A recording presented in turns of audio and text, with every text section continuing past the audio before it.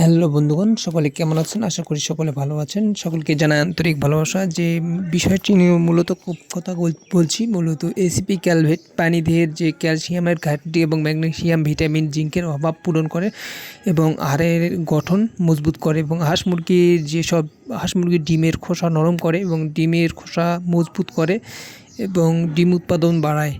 এই ক্যালসিয়ামেরটি মূলত এসিপি ইনা Agrovet limited, Mymensingh, Bangladesh.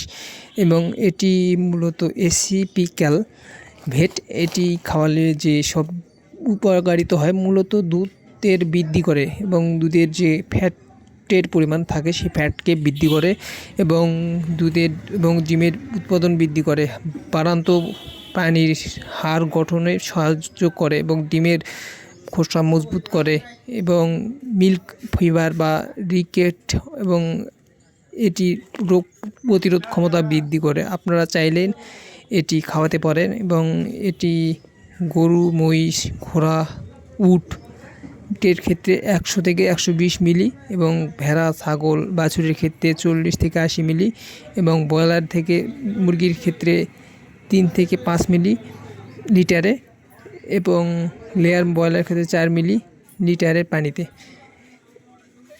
এবং এটি আপনারা চাইলে খাওয়াতে পারেন। ধন্যবাদ।